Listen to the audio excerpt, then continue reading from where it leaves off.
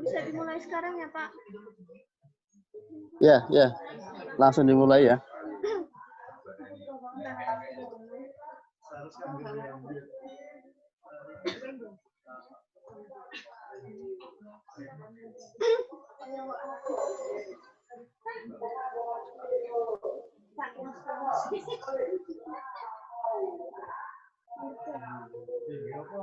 Assalamualaikum warahmatullahi wabarakatuh.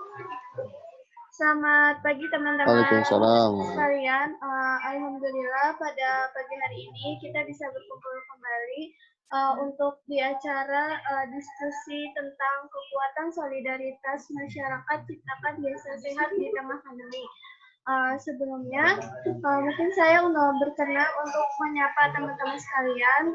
Terima kasih telah bergabung pada diskusi pada pagi hari ini. Dan selanjutnya, saya akan memaparkan sedikit materi tentang tema pada pagi hari ini, yaitu tentang kekuatan solidaritas masyarakat di tengah pandemi ciptakan desa sehat. Pandemi itu sudah berjalan selama satu tahun, hampir lebih 1 tahun. Nah, adanya COVID-19 ini mungkin ada beberapa dampak negatif ataupun dampak positifnya. Di saat seorang terkena COVID-19 itu akan menciptakan beberapa empati di antara satu sama lain. Salah satunya itu bisa dikatakan rasa solidaritas. Solidaritas adalah rasa simpati, rasa empati untuk satu sama lain untuk saling melindungi. Nah, selanjutnya mungkin untuk materi selanjutnya bisa disampaikan kepada pemateri kita pada pagi hari ini. Sebelumnya saya akan membacakan CV pemateri pada pagi hari ini.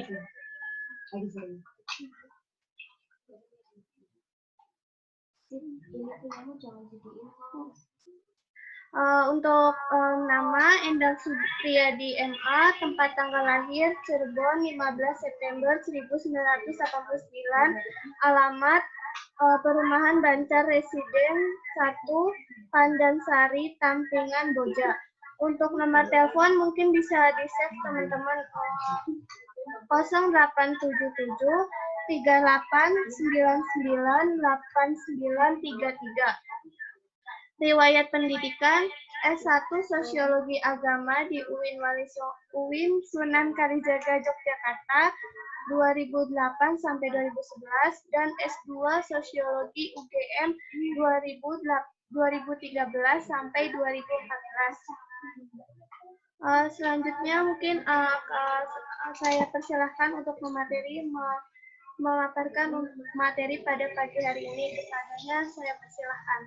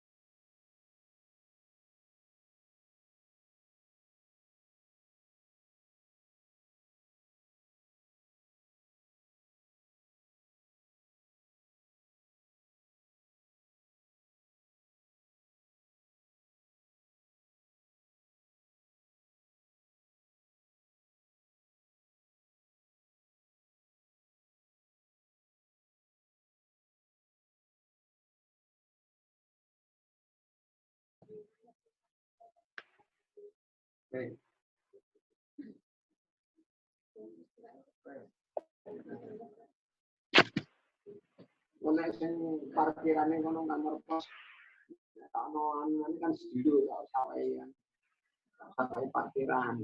Iya, Pak. Ada ininya, Pak. Monggo Pak Enang bisa menyampaikan materinya untuk pagi hari ini.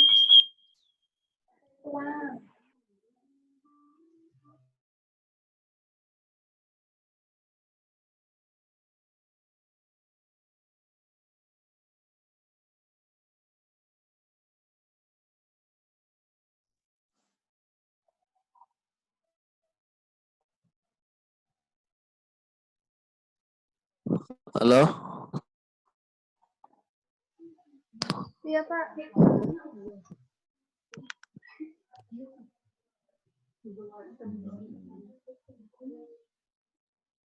halo,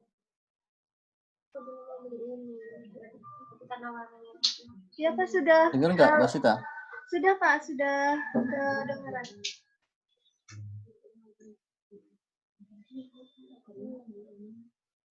Sudah dengar? Sudah terdengar Pak suaranya. Sudah ya? Sudah Pak. Kalau aku main Ini sudah dimulai? bisa Pak silakan. Oke, berarti langsung ya. Oke.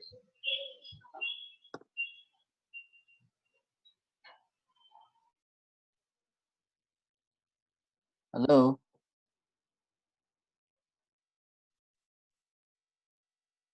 oke. Halo Pak.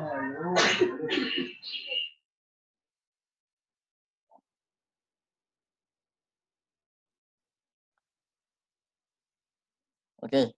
Bismillahirrahmanirrahim. Assalamualaikum warahmatullahi wabarakatuh. Waalaikumsalam warahmatullahi wabarakatuh.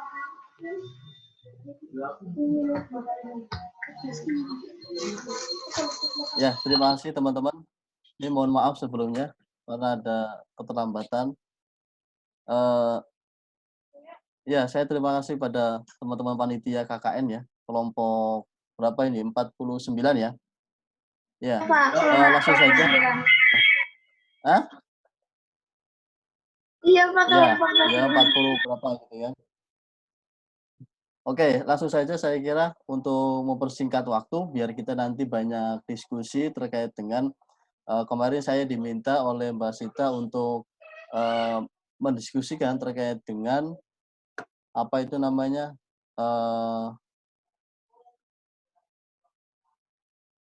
kekuatan solidaritas masyarakat untuk menciptakan desa sehat di tengah wabah pandemi COVID-19 ini. Ya, tentu kita juga tahu semua bahwa sudah 1 tahun kita melewati proses ya wabah COVID-19 ini ya. Dimulai awal tahun 2020 kita tidak kemudian menyangka bahwa akan terjadi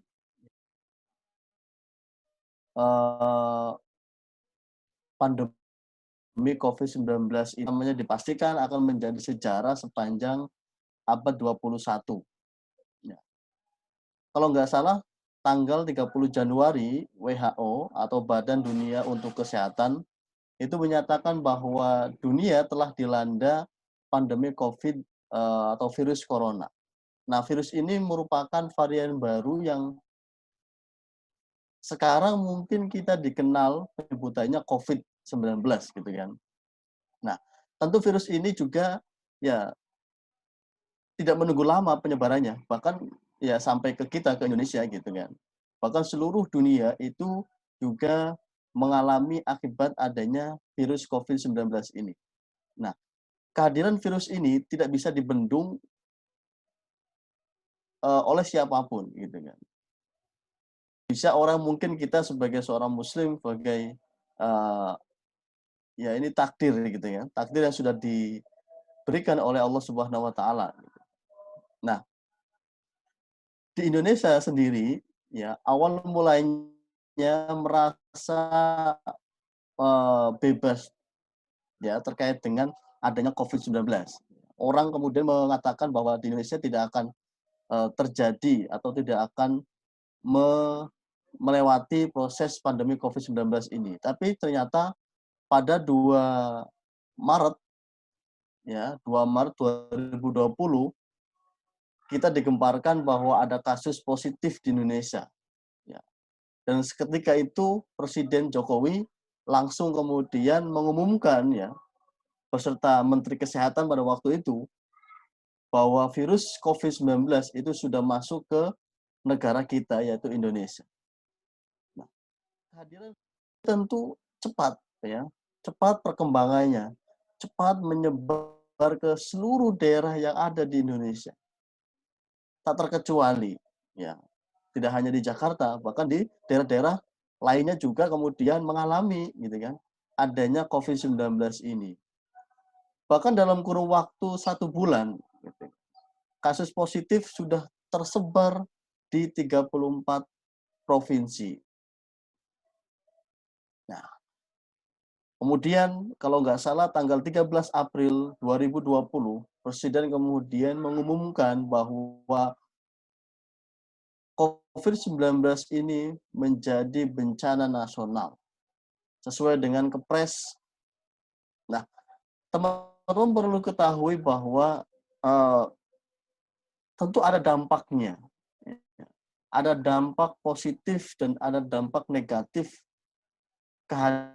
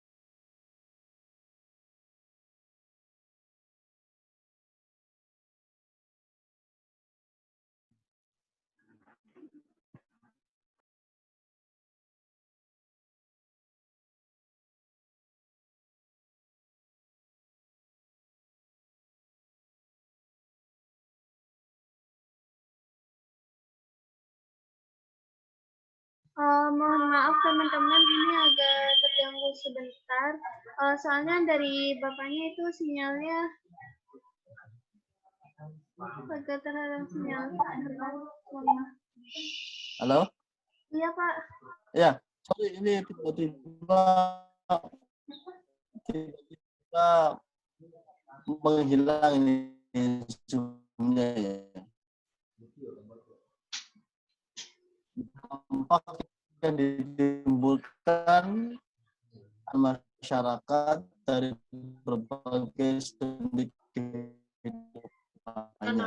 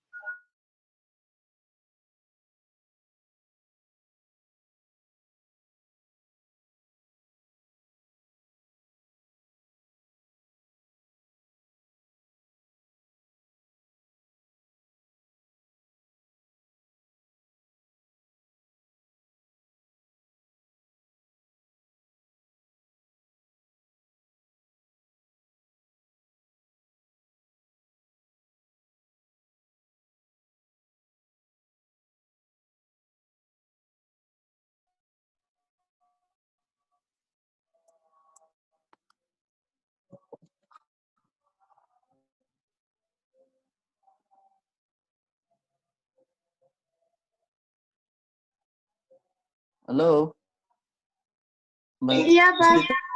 Hah? Terdengar tapi itu Pak terputus-putus.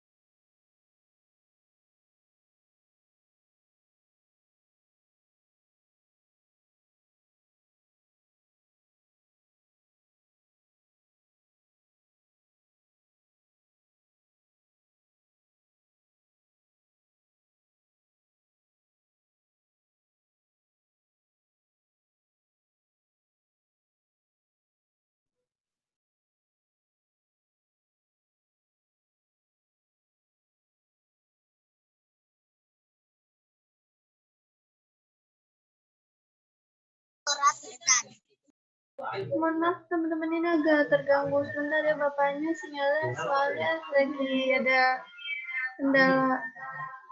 Mohon ditunggu sebentar. Sinyal ada kendala.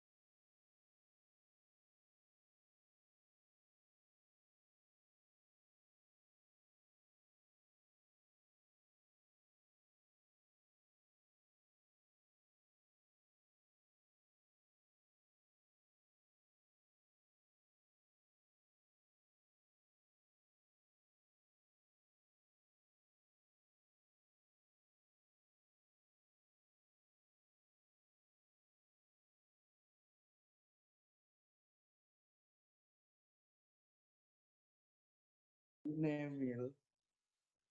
Iku sapa? Iku Sita, kok meneh. Enggak tak ketokno. Suara murid. Tak urip mungkin.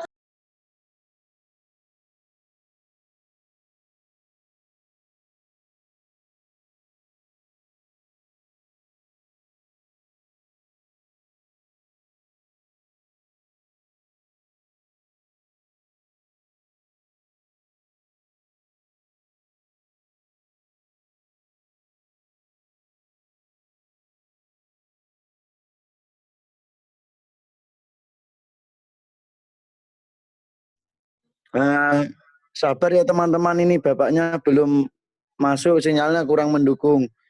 Saya harap teman-teman tetap fokus ya.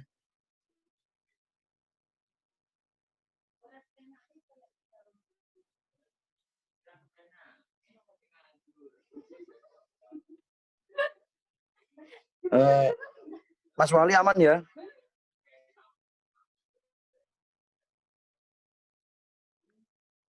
Wah, Mas Zainal Abidin gue antengi. Gitu ini. Ya saya harap teman-teman jangan keluar dulu. Karena ini ada giveaway.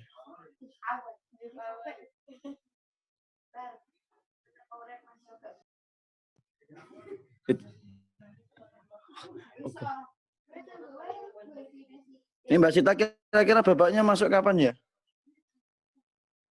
Sudah dicek karena memang kayaknya terkendala sinyal teman-teman.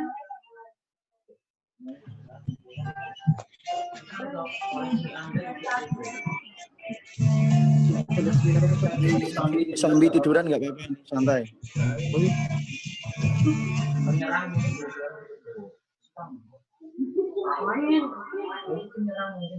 Tunggu sebentar. Siapa yang sabar, insya Allah dapat hadiah ya teman-teman.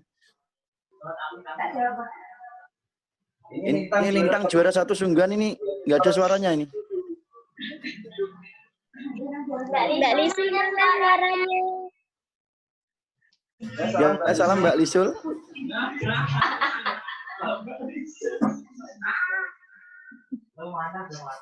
Ya ini.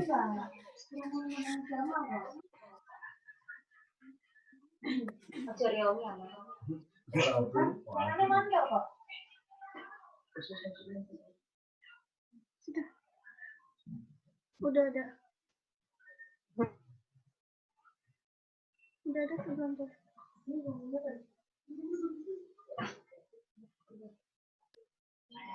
Sabar ya.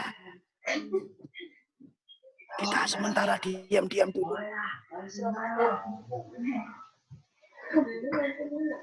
Ya teman-temannya yang belum gabung diajak gabung ya. Ya Bapak.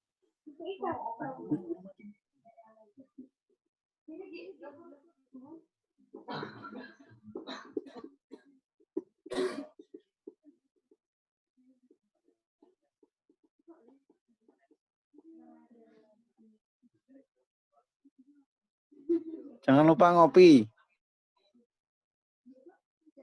Sudah, Mas. Nggih. Bentar nunggu bapaknya ya. Di 4 PC 19 dapat. Mungkin bisa diganti Pak Sokip. Iya Pak Munandir.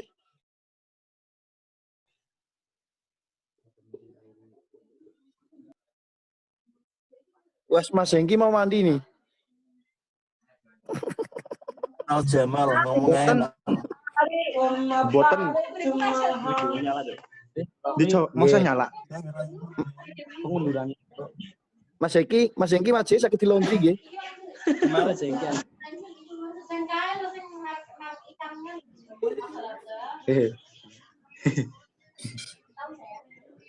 Mal, Anjir.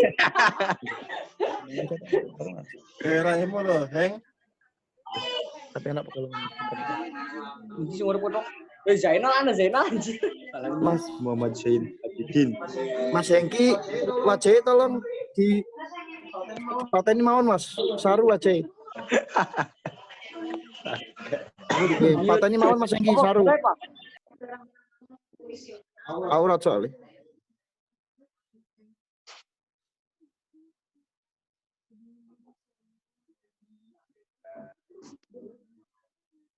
Monggo Mas Wali happy bar. Ya Mas, masih proses ini. Ya sabar Mas Wali ya. Ya Mas, sabar. Nomor masuk. Teman-teman tetap dipantau pakai Cisuma. Tolong Mas, mandi atau rap dulu Mas. Mas ngomong aja Mas, Iya, Mas. gabung Mas. Iya Mas.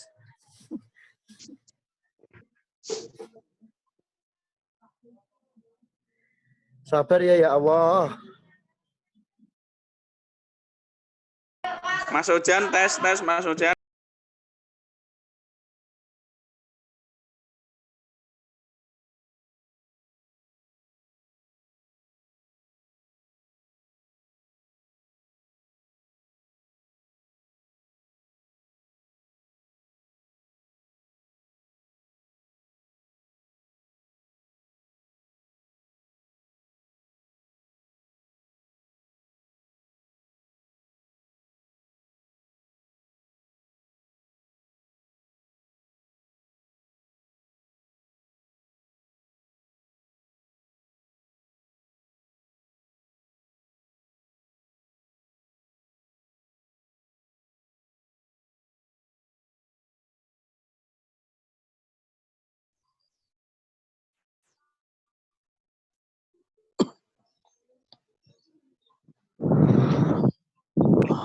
Assalamualaikum.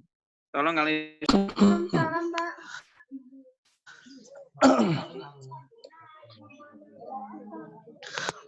Oke, sorry ya. Tadi tiba-tiba mati ini harus cari sinyal dulu ini. Enggak apa-apa ya, Mbak Sita?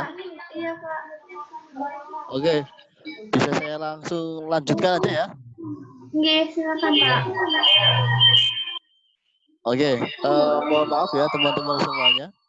Ternyata ada kendala teknis tadi sinyalnya kurang baik. Oke, saya lanjutkan saja.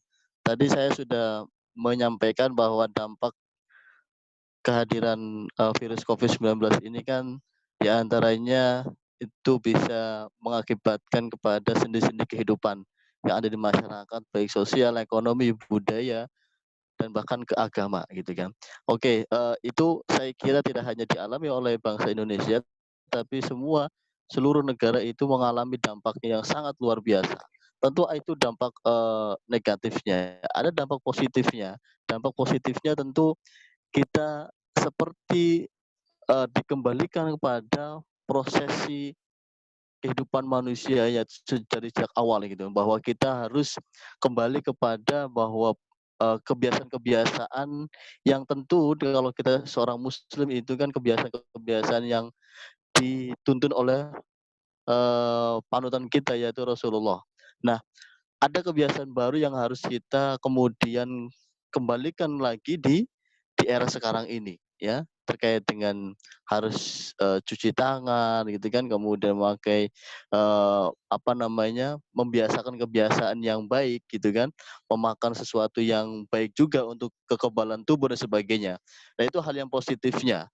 Nah, tentu banyak lagi hal yang positif yang kemudian kita bisa ambil dari kehadiran virus COVID-19 ini. Nah, saya sebenarnya sudah membuat PowerPoint Mbak Sita. Nanti saya bisa share di Mbak Sita biar bisa dibaca oleh teman-teman gitu kan. Nah, di slide itu saya menampilkan bahwa data per tanggal 26 Januari 2021 kemarin bahwa pertumbuhan COVID-19 ini di Indonesia, seluruh yang ada di Indonesia itu bukannya malah kemudian turun, malah kemudian setiap hari itu ada kenaikan minimal 1.000 gitu kan.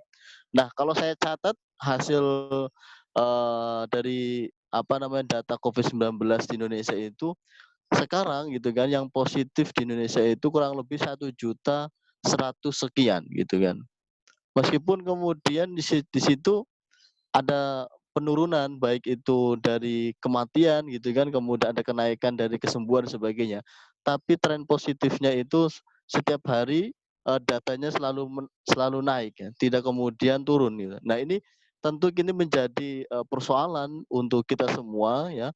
Tidak hanya oleh pemerintah tapi kita sebagai seorang masyarakat tentu kita harus menjadi perhatian kita semua gitu kan. Sejauh mana kemudian kita mendukung yang digaungkan oleh pemerintah terkait dengan memutusnya gitu kan, memutusnya rantai penyebaran virus COVID-19 ini. Nah, minimalnya dari diri kita sendiri. Nah, terkait dengan hidup sehat, lingkungan yang ada di desa, tentu teman-teman juga bisa memperhatikan gitu kan. Saya beberapa kali kemudian pulang ke kampung gitu kan, itu di kampung itu sepertinya tidak mengenal yang namanya COVID-19. Nah, ini menjadi PR besar untuk kita sebagai seorang akademisi itu kemudian memberikan pemahaman terhadap masyarakat yang ada di desa ya terkait dengan penyebaran virus COVID-19 ini. Mungkin karena terjangkaunya jauh dari media gitu sehingga yang ada di pelosok desa, yang ada di desa-desa, yang ada di seluruh penjuru Indonesia itu mungkin tidak merasakan gitu kan faktornya atau penyebabnya dari COVID-19 ini apa gitu atau dampaknya itu apa. Nah, ya kalau kita kemudian dikaitkan dengan bagaimana kemudian di desa gitu kan, kekuatan masyarakat di pedesaan dengan kekuatan masyarakat yang ada di kota tentu berbeda. Nah, yang tadi saya sampaikan bahwa di desa itu kemudian masih memegang nilai-nilai yang namanya gotong royong, saling menghargai, tolong menolong, ya, guyup rukun dan sebagainya. Gitu ya. Nah, ini saya kira menjadi nilai plus masyarakat yang ada di pedesaan untuk kemudian bahu membahu, gitu kan, berpegangan erat untuk kemudian meminimalisir atau memutus mata rantai penyebaran virus COVID-19. Ya. Sehingga tidak heran kalau kemudian di pedesaan itu ya jarang kemudian kita mengenal gitu kan yang ada di kota gitu. Ya.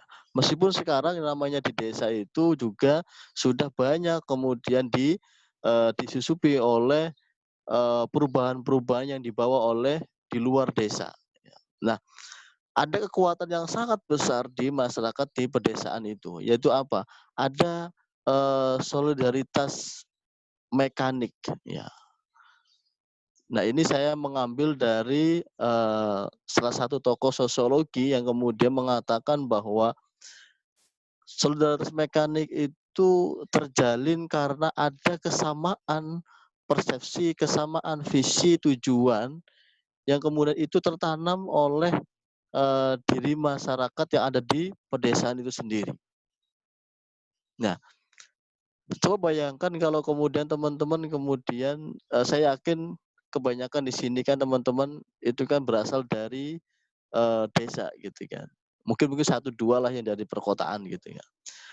Rasanya berbeda ketika teman-teman itu hidup di kampung dengan hidup di perkotaan gitu ya. Hidup di perkotaan, teman-teman sebisa mungkin untuk kemudian menyesuaikan dirinya terhadap lingkungan yang kemudian berbeda dengan lingkungan yang ada di pedesaan. Di perkotaan, ya, masyarakatnya atau individunya itu individualis, gitu ya. Tidak kemudian mengenal, ya, guyub rukun dan sebagainya, meskipun ada beberapa kota yang kemudian ingin mensadur nilai-nilai yang ada di pedesaan gitu ya. Seperti di Kota Semarang. Di Kota Semarang sering kemudian pemerintah kota maupun provinsi itu menyampaikan kepada masyarakatnya gitu kan dengan tagline guyub rukun gitu kan, jogo tonggo dan sebagainya. Itu kan nilai-nilai yang kemudian sudah ada di masyarakat pedesaan. Nah, kembali kepada persoalan COVID-19, bagaimana kemudian masyarakat di desa itu menangani atau menghadapi fenomena COVID-19 ini yang sudah 1 tahun kurang lebih, ya bahkan mungkin ada yang mengatakan virus ini tidak bisa berakhir gitu kan.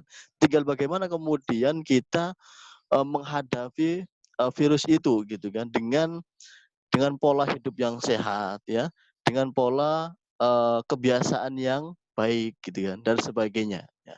Bahkan hampir semua instansi itu kemudian memberikan dukungan ya terhadap pemerintah untuk tidak henti-hentinya untuk memberikan sosialisasi kepada masyarakat terkait dengan 3M. Bahkan tidak hanya 3M, bahkan 5M gitu kan. Tidak hanya cuci tangan, jaga jarak, memakai masker gitu kan, tapi kemudian menjaga kerumunan gitu, menghindari kerumunan dan sebagainya.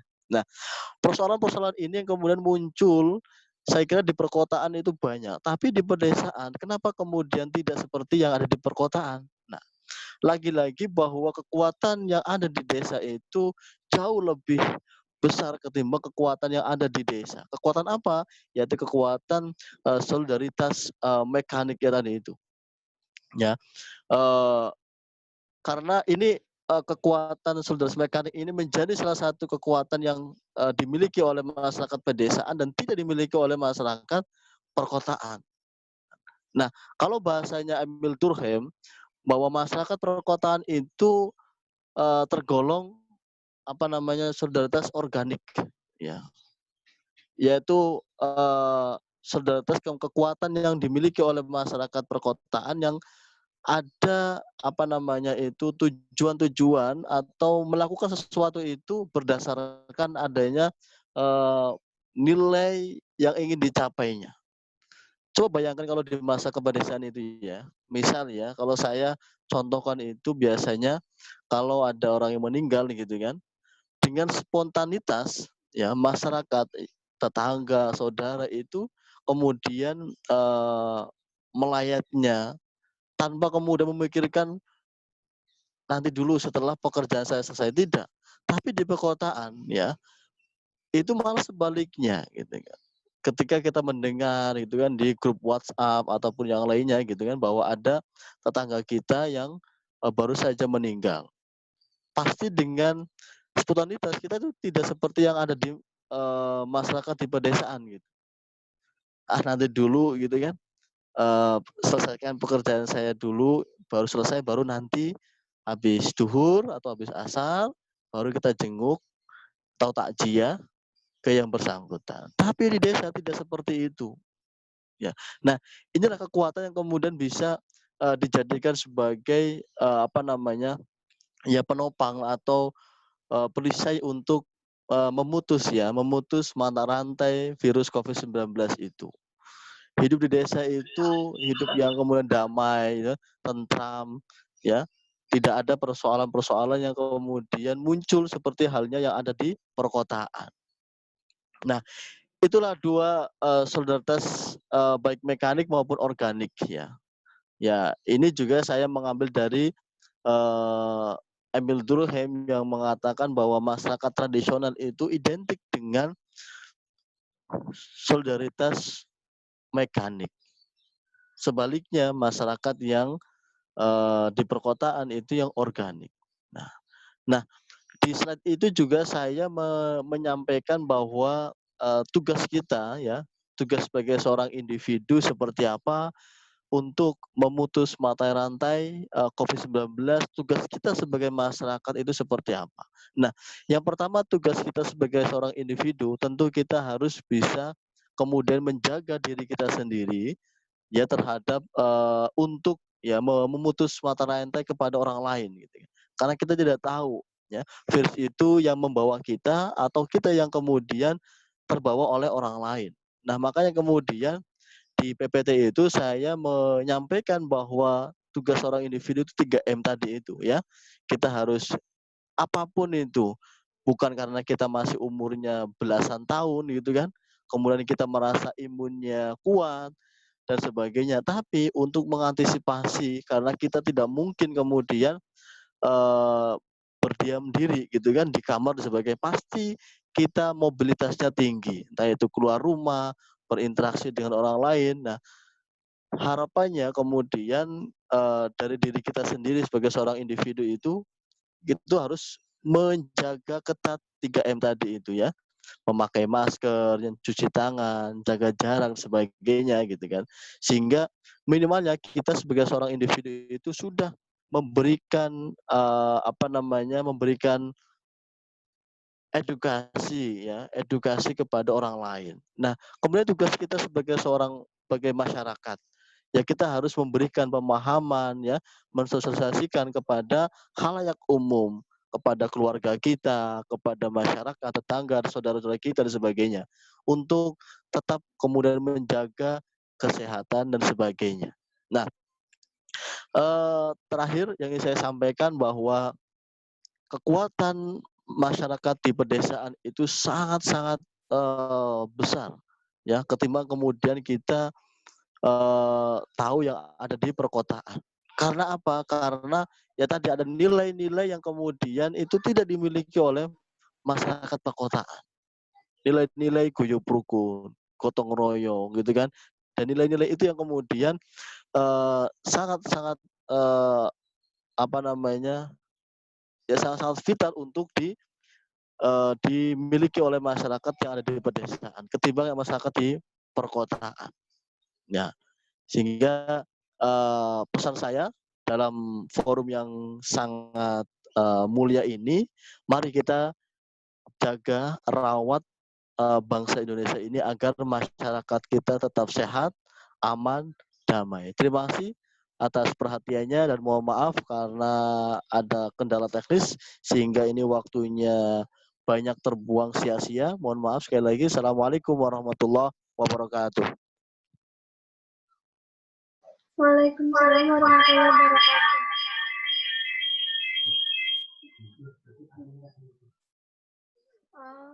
Mungkin terima kasih untuk penyampaian materinya kepada Pak Endang. Selanjutnya mungkin bisa sesi diskusi untuk teman-teman yang ingin bertanya mengenai materi pada pagi hari ini bisa open mic dengan menyebutkan nama dan dari fakultas apa atau universitas apa. Terima kasih.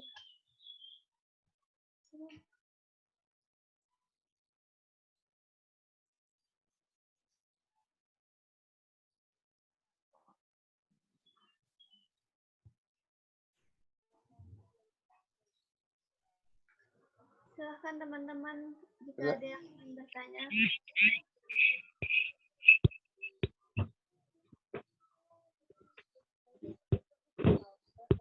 Silakan kalau ada yang mau ditanyakan. Ini mohon maaf ya, video saya di off kan, karena kalau videonya ditampilkan itu jaringannya nggak kuat ini. Bisa. Tidak apa-apa. Silakan. Assalamualaikum warahmatullahi wabarakatuh. Waalaikumsalam. Perkenalkan, Waalaikumsalam saya warahmatullahi wabarakatuh. Robik. Perkenalkan, saya Adrik Fadlami Robik dari jurusan PBA UIN Wali Songo Semarang. Ingin bertanya, ini kan temanya solidaritas buat menguatkan kesehatan di desa. Inti dari tema kan seperti itu. Tapi yang saya lihat Pak, di desa sendiri tuh, nggak di desa sendiri juga, di desa-desa lain pun banyak yang masih nggak percaya COVID dan nggak menerapkan protokol COVID. Seolah-olah COVID itu nggak ada. Nah, tugas kita yang percaya bahwa COVID itu ada, itu buat nyadarin mereka gimana, Pak? Soalnya rata-rata masyarakat nggak peduli gitu. Ada COVID, mau ada apa, tetap aja ngelakuin kegiatan.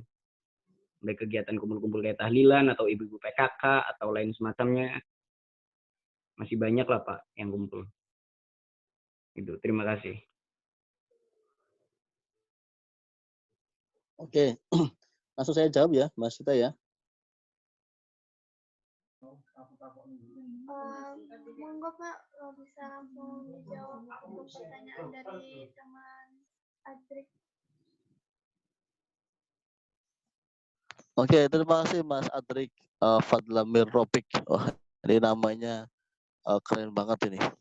Ya, yang sudah saya sampaikan tadi di awal bahwa tugas kita sebagai seorang individu itu harus tetap menjaga 3M itu. Tugas kita sebagai masyarakat, gitu kan, itu kemudian memberikan, menyampaikan atau mensosialisasikan kepada mereka atau masyarakat sekitar terkait dengan bahaya virus COVID-19 ini. Nah, tentu itu kan ada trik-triknya gitu kan, ada tipsnya kalau kemudian kita menyampaikan, satu, masyarakat tidak mengindahkan, yang kedua dengan cara lain dan sebagainya. Nah, yang saya lakukan itu kan, saya kan tinggal di apa namanya itu di desa Boja gitu kan. Ya, teman-teman kan tahu ya.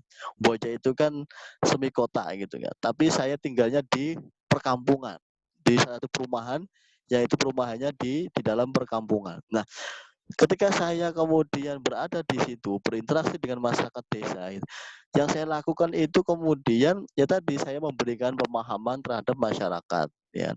Dan kebetulan awal-awal gitu kan ada pertemuan warga gitu ya. Saya menyampaikan bahwa ini virus ini benar-benar ada dan benar-benar sangat membahayakan. Nah, ya udah itu satu. Kemudian saya juga dengan perilaku kita, dengan perilaku Mas Adrik, dengan apa? Ya ketika Mas Adrik kemudian keluar rumah itu memakai masker, gitu kan, jaga jarak, gitu kan. Apapun itu lakukan itu harus membawa hand sanitizer. Saya kemana-mana itu bawa itu, Mas. Baik saya ketika saya di Boja ataupun saya sedang di kampung halaman, gitu kan. Nah, dengan perilaku kita itu minimalnya kita memberikan contoh kepada masyarakat gitu kan, bahwa emang benar-benar ada virus itu. Nah, nah tentu ya tidak mudah kemudian kita ingin menyadarkan masyarakat yang ada di pedesaan itu. Karena tadi saya sampaikan di awal juga bahwa masyarakat pedesaan itu sepertinya tidak peduli dengan kehadiran virus COVID-19 ini. Gitu kan.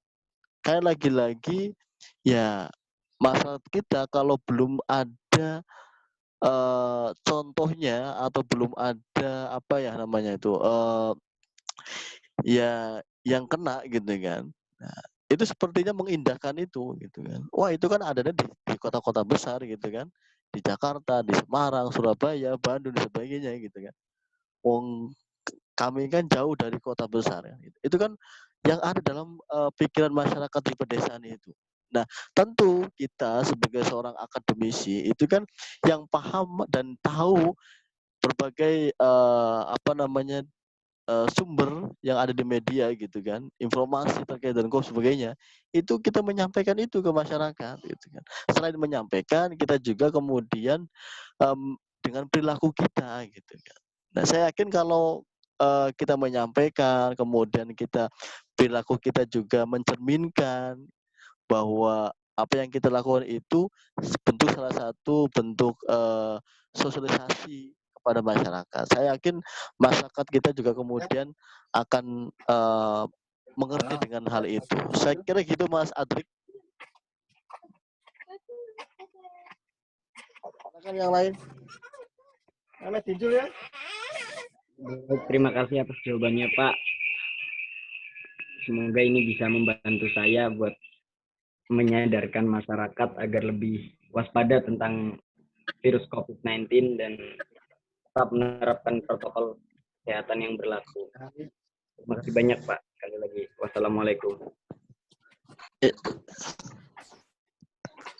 Oke, silakan yang lain.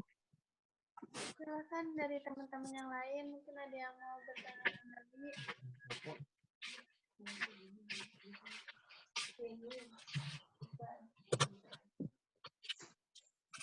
Ini banyak ini ya, anggotanya ini ada berapa ini? Silakan, Wes. Mas Denny mau bertanya. Ya, assalamualaikum. Ya, terima kasih diberi kesempatan untuk bertanya. Ya, perkenalkan nama saya Denny Rizwan dari UIN Wali Songo. Saya ingin bertanya tentang kan seperti ini mengenai COVID di desa saya sendiri itu banyak kasus, tapi dikasuskan seperti contohnya seperti ini. Kemarin itu ada orang meninggalnya itu aslinya itu sudah sakit dahulu, sakitnya itu bukan COVID, ketika mau di ke rumah sakit untuk diobati dan ternyata saat ketika di rumah sakit itu meninggal. Dan ketika itu padahal meninggalnya COVID, tapi dokter dari rumah sakit itu menggunakan COVID ngurusi berkas di kotak langsung diplastiki seperti COVID lah, seperti itu. Kan masyarakat jadi itu benar-benar tidak percaya. Kok nggak COVID kok di-COVID-kan. Jadi masyarakat itu tidak percaya sekali pada COVID, karena yang nggak COVID malah di-COVID-kan. Apakah kita patut menyalahkan tenaga medis ketika ada suatu kejadian seperti itu atau enggak? Dan bagaimana respon kita terhadap orang tengah-tengah lah yang juga awam tentang apa COVID ini benar-benar ada atau dibuat-buat seperti itu. Terima kasih. Terima kasih untuk pertanyaannya dari Mas Denny. Mungkin bisa dilanjut dulu Pak untuk dijawab kembali pertanyaan dari Mas Denny. Oke, terima kasih Mas. Tadi siapa Mas Hendy ya? Denny Pak. Oh, Denin, ya, makasih Mas.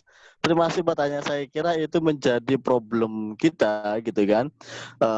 Lah itulah uniknya masyarakat kita itu, masyarakat Indonesia itu. Semua itu bisa dibuat-buat, gitu kan. Semua itu saking pinternya masyarakat Indonesia itu, gitu kan. Jadi semua bisa dimanipulasi dan sebagainya, gitu kan. Nah itulah kebiasaan buruk masyarakat Indonesia itu. Nah, tapi terlepas itu semua gitu kan.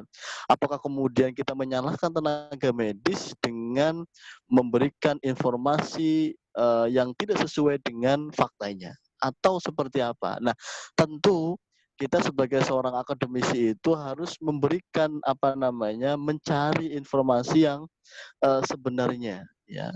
Kalau di agama Islam itu kan ada tabayun, gitu kan? Kita tabayun terlebih dahulu, ya, mendudukan perkara itu dari dua sisi, baik dari keluarga maupun dari pihak kesehatan. Kemudian muncul pertanyaan, Pak, saya ini siapa, gitu kan? Saya ini orang kecil, gitu kan? Saya ini bukan siapa-siapa. Ngapain kemudian kita mencari informasi terkait dengan hal itu, mencari kebenarannya, gitu kan.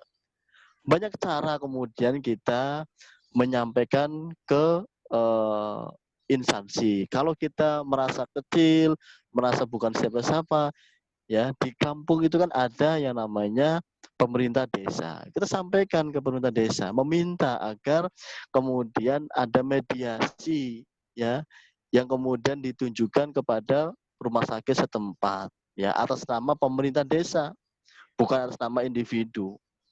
Tapi yang punya inisiatif itu dari kita, gitu kan. Nah, itu kan bisa kita lakukan.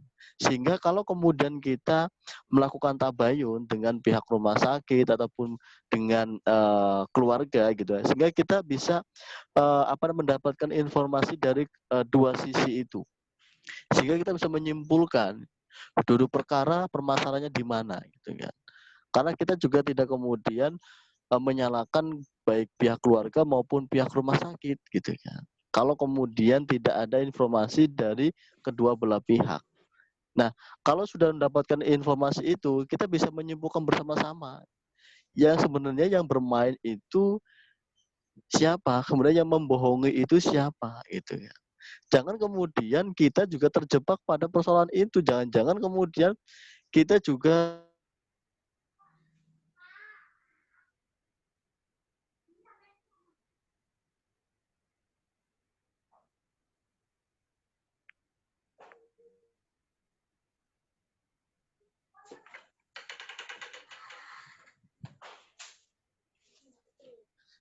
Kok mandek?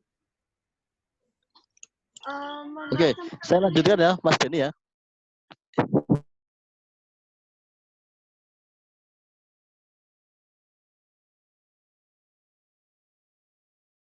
Itu pertanyaan pertama. Yang kedua, bagaimana kita kemudian memberikan pemahaman terhadap masyarakat di desa, gitu ya. Ya, tentu yang tadi saya sampaikan di pertanyaan pertama tadi itu, gitu ya. Banyak cara kita menyampaikan informasi ke masyarakat. Nah, teman-teman ini kan sedang melakukan KKN ya, kuliah kerja nyata di desanya masing-masing.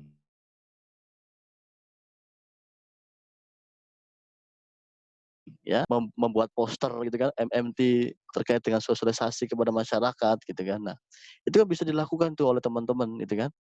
Kesempatan ada momen KKN. Nah, berikan ya informasi yang sebanyak-banyaknya kepada masyarakat. Nah, tentu ada masyarakat yang sudah menyadari, ada yang tidak dengan kehadiran teman-teman. Itu wajar-wajar saja. Jangan kemudian kita memaksakan masyarakat itu harus mengikuti kita semua, itu tidak. Ya.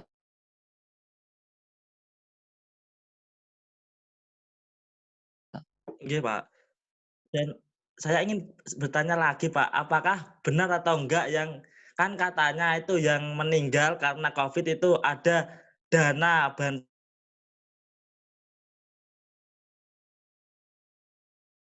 tapi di masyarakat aslinya itu ya dananya enggak sampai masyarakat. Apakah itu masuk ke medis atau gimana gitu, Pak? Katanya kan ada kalau yang benar-benar meninggal karena COVID itu ada uangnya itu loh, Pak.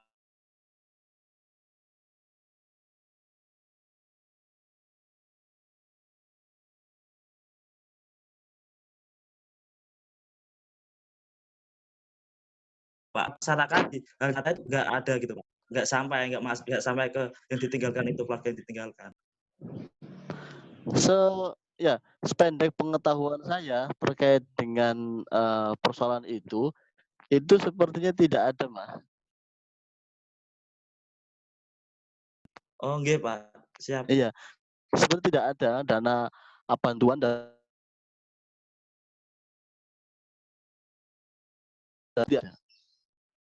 sepengetahuan saya itu dah.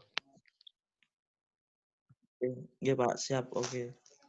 Nah, mungkin ada beberapa daerah mungkin ada ya, tapi dari pemerintah pusat itu tidak ada nomenklatur yang mengatakan bahwa setiap warga negara Indonesia ketika meninggal karena COVID itu dapat bantuan sekian juta itu. Itu sepertinya tidak ada ya. Nggih, Pak.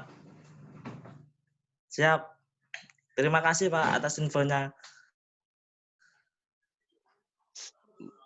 Sama-sama, Mas Denny. Monggo yang lain. Ya.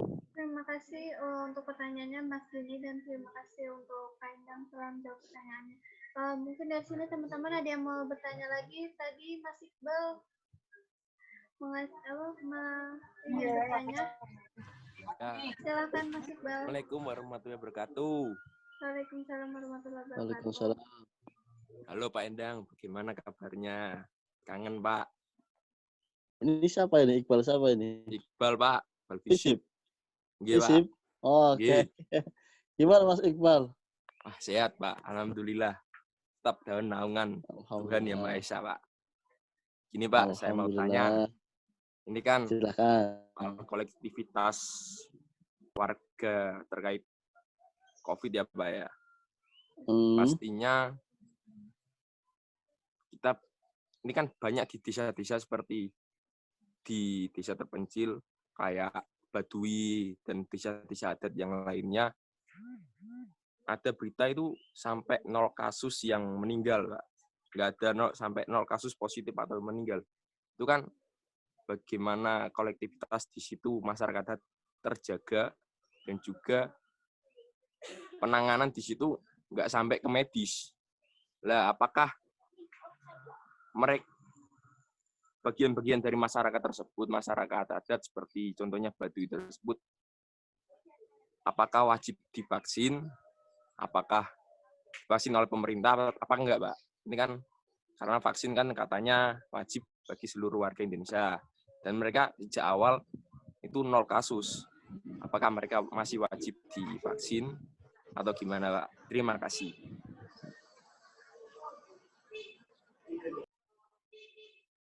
Oke, sudah Mas Iqbal? Sudah, Pak.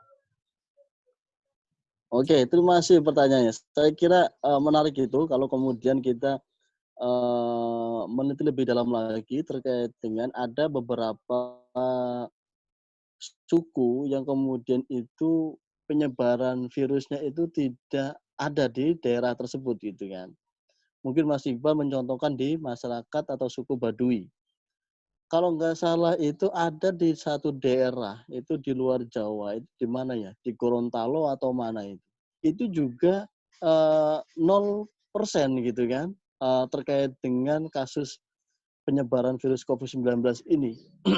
Nah, pertanyaan kemudian kenapa di beberapa daerah Indonesia itu tidak terjangkit virus COVID-19 ini?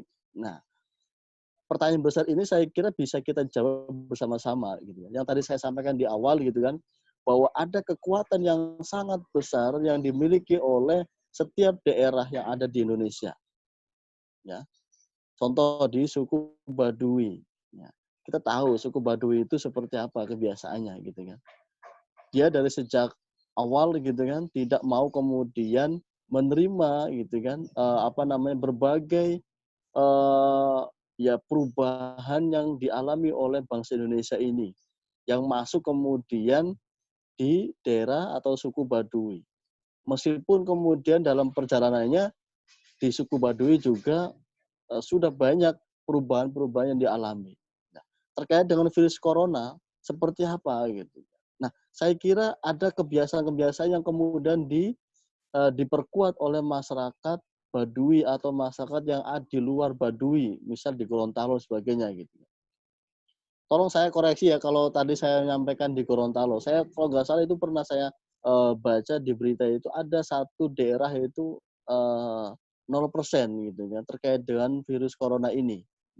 Nah, kembali lagi bahwa ada kekuatan yang sangat besar di suku Baduy itu yang kemudian kita bisa menyaksikan bersama bahwa 0% gitu kan yang tadi disampaikan oleh Mas Iqbal ini.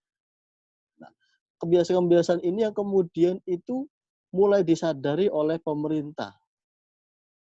Kebiasaan apa? Kebiasaan hidup sehat gitu kan. Kebiasaan pola makan yang baik dan sebagainya. Nah, kebiasaan ini yang kemudian harus disampaikan ulang oleh masyarakat sekitar. Kita harus bisa mencontoh masyarakat suku Baduy itu. Nah, itu Mas Iqbal. Nah, kemudian pertanyaan selanjutnya, kalau masyarakat Baduy juga bisa, kenapa kita tidak bisa gitu kan? Nah, harusnya kita bisa mencontoh masyarakat suku Baduy yang kemudian bisa memberikan kekuatan untuk dirinya, gitu kan? Sehingga berbagai penyakit itu meskipun ada, tapi tidak seperti halnya di daerah-daerah lain, gitu ya. Sehingga kasusnya kecil, bahkan 0% gitu kan. Nah,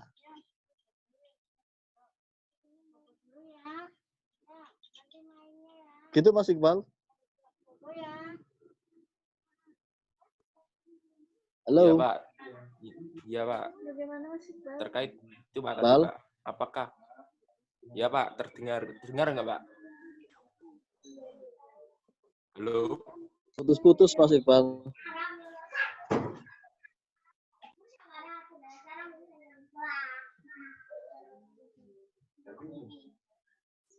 Mungkin Mas Iqbal kendala sinyal Mas. Halo. Ya. Iya sudah. Sepertinya kendala sinyal juga itu. Tadi Pak terkait vaksinasi Apa, Mas? untuk masyarakat ini. Oh iya. Ya, vaksinasi. Ya, itu kan menjadi ya. Pemerintah itu kan berusaha untuk semua masyarakat itu mendapatkan vaksinasi, ya. Nah, apakah kemudian masyarakat seperti di Baduy itu yang sudah sekarang 0% itu ya, bahkan tidak ada kasus di situ, apakah wajib juga divaksinasi? Ya, menurut saya untuk kita juga kan harus harus mengantisipasi, ya, mengantisipasi karena kita tidak tahu ya pergerakan virus itu datanya dari mana, seperti apa bentuknya dan sebagainya.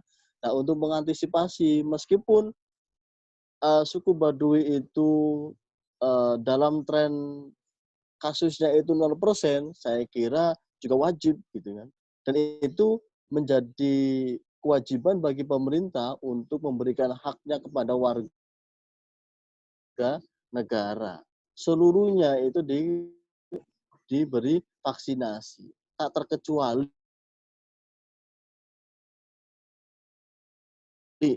Iya Pak. Gitu, Mas. Terima kasih Pak. Tapi kan mereka ya mungkin nggak pernah terjangkit atau apapun. Tapi kan yang di kota-kota yang sudah ada yang terkena mempunyai imun yang lebih kuat, itu gimana Pak? Apakah masih perlu divaksinasi? Sedangkan mereka sudah pernah dan imun di dalam diri mereka juga meningkat. Itu apakah masih wajib atau enggak? Apakah ada alternatif selain vaksinasi yang bisa menangkal COVID enggak? Mungkin ya untuk saat ini baru vaksinasi. Ya, baru vaksinasi itu yang kemudian bisa menghentikan atau bisa vaksinasi kan bukan membunuh virus ya. Bukan membunuh virus, tapi kemudian memberikan kekebalan tubuh pada manusia agar ketika virus itu masuk dalam tubuh kita itu minimal itu virus itu kemudian dikalahkan dengan imun kita, dengan kekebalan tubuh kita gitu. Nah, yang terjadi sekarang itu kenapa banyak orang kemudian kena virus corona itu karena imun tubuh kita itu kan cairannya sedikit gitu kan. Nah, nggak ada kekebalan tubuh yang ada di dalam tubuh kita gitu. Sehingga ketika virus masuk itu dengan melenggangnya gitu kan, masuk kemana-mana ke sendi-sendi yang ada di tubuh kita gitu kan. Nah, vaksinasi itu untuk meminimalisir gitu kan, kita itu terjangkit virus corona itu. Bukan membunuh virus corona, bukan. Gitu Mas Iqbal.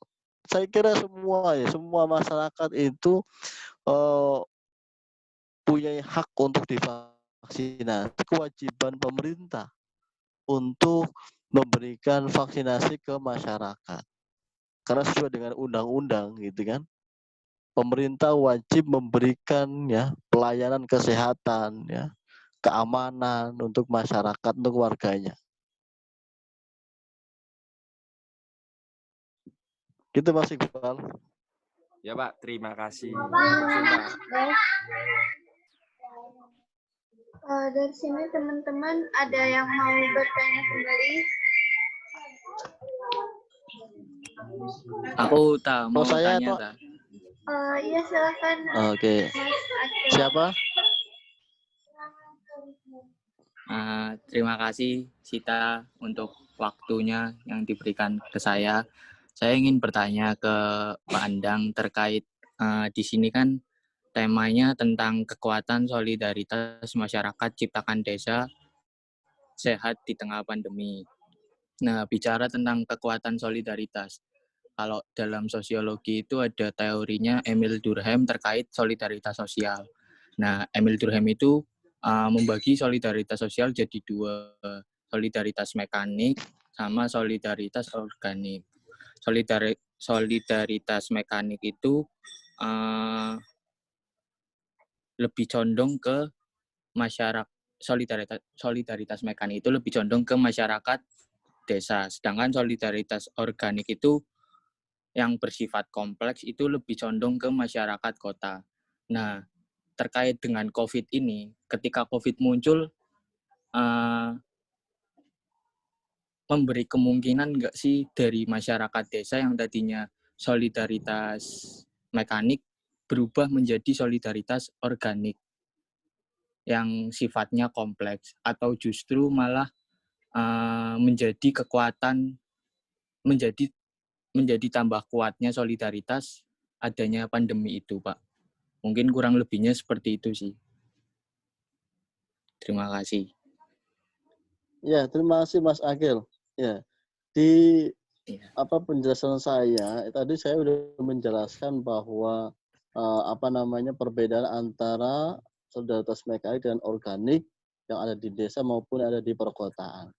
Nah, bisa enggak kemudian di masyarakat desa itu namanya kekuatan yang namanya itu organik gitu. Bisa-bisa saja gitu kan, baik di kota maupun di pedesaan atau sebaliknya gitu. Di pedesaan yang kita kenal solidaritas mekanik gitu kan, kemudian dengan adanya virus corona ini kemudian ada beralih kepada solidaritas, itu bisa dan sangat memungkinkan. Atau sebalik, masyarakat di perkotaan misalnya gitu. Yang kita kenal masyarakat kota itu kan solidaritasnya organik gitu.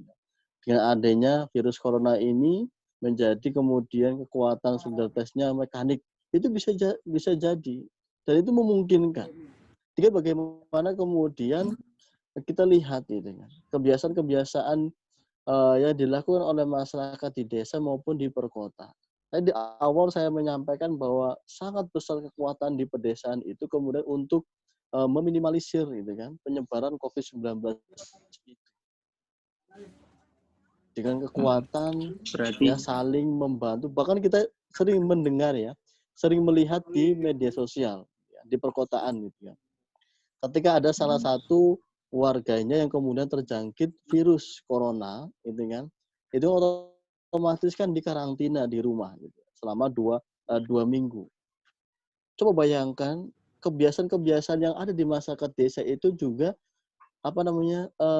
terlihat di masyarakat di perkotaan, gitu kan.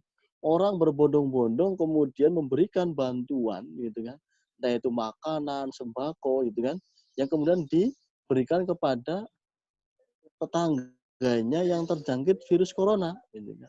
Kita sering menyaksikan itu di media itu, di sosial media, gitu kan. Tetangga itu berbondong-bondong untuk memberikan support, baik itu dorongan finansial, gitu kan, sandang pangan dan sebagainya, gitu kan.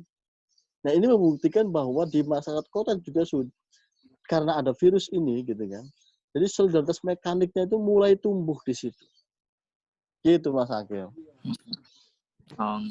Berarti terkait sama virus corona ini, apabila nanti di kemudian hari sudah menjadi kebiasaan, kemungkinan besar bisa balik lagi atau tidak Pak, solidaritas yang tadinya di desa mekanik, terus ketika ada corona jadi organik, dan ketika corona sudah mulai reda, sudah tidak ada lagi, kemungkinan balik lagi ke solidaritas mekanik ada nggak Pak? Atau bahkan akan tetap menjadi solidaritas organik? Ya kita lihat saja gitu kan kebiasaan-kebiasaan yang dilakukan oleh masyarakat di kota maupun di desa itu, gitu kan. Kalau kita lihat kebiasaan setiap harinya gitu kan, karena kita kan tadi saya menyampaikan kita tidak tahu ini sampai kapan virus corona ini akan berakhir gitu. Bahkan ada yang mengatakan bahwa ini tidak akan berakhir gitu kan. Tinggal bagaimana manusia itu kemudian menyesuaikan dirinya dengan kebiasaan baru itu. Nah, dengan menyesuaikan kebiasaan baru dengan 3M bahkan 5M itu gitu kan. Nah, tentu saya bisa membayangkan gitu kan, ada peralihan, ada norma baru yang kemudian ditanamkan oleh masyarakat di perkotaan maupun di pedesaan. Ya norma baru tadi ada kekuatan yang mekanik menjadi organik, yang organik menjadi mekanik, itu bisa terjadi. Dan itu bisa sepanjang media itu terus-menerus memberikan bahwa virus corona ini masih sangat tinggi gitu kan, misal positifnya dan sebagainya gitu kan. Karena ini juga memiliki peran penting media sosial itu. Ya, saya punya saudara di Jakarta gitu kan. Di Jakarta, kalau teman-teman tahu gitu kan, mungkin di media hanya beberapa sudut ya yang ada di Jakarta. Ada beberapa sudut yang kemudian tidak disorot oleh media, itu biasa-biasa aja soal virus itu, gitu kan. Orang kerumunan biasa, ya, tanpa masker biasa. Ya. Jadi media itu sangat berperan penting dalam proses informasi COVID-19 ini, gitu. Dan juga sangat berperan penting dalam proses menanamkan norma baru, nilai baru di masyarakat kota maupun di Oke, Pak. Siap. Matur suwun sudah menggambarkan jawaban yang cukup jelas.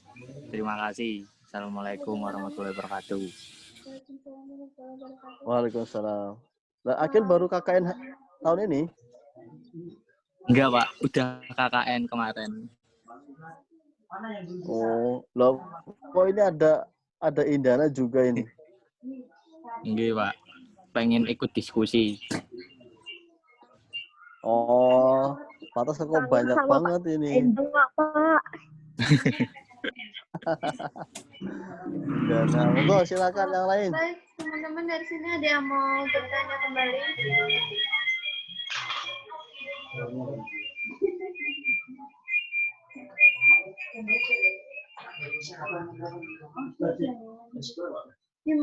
Gimana teman-teman yang lain?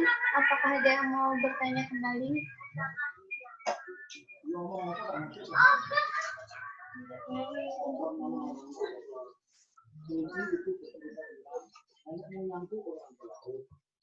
Mungkin cukup, Mbak Sita? Sudah tidak ada yang berarti lanjut ditutup saja nih.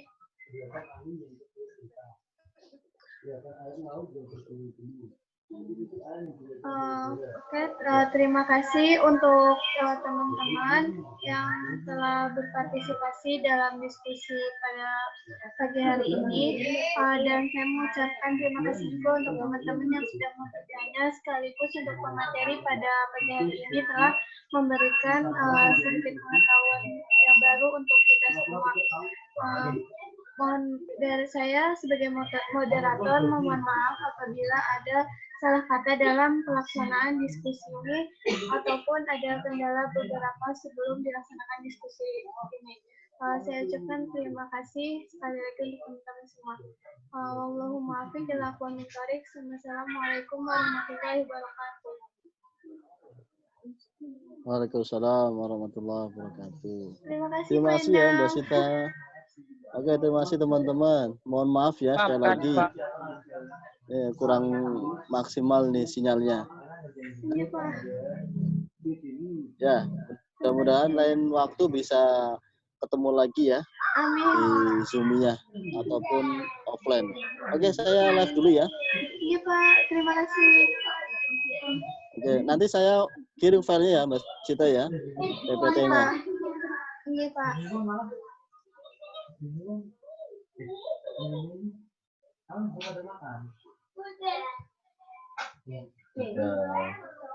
Niki screenshotnya pilih aja.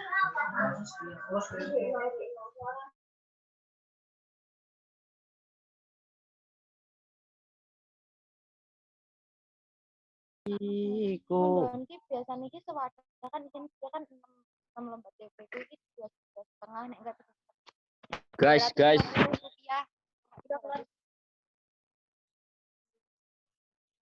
Ono padusane Pak to. Neng pos kono cap bimbel gak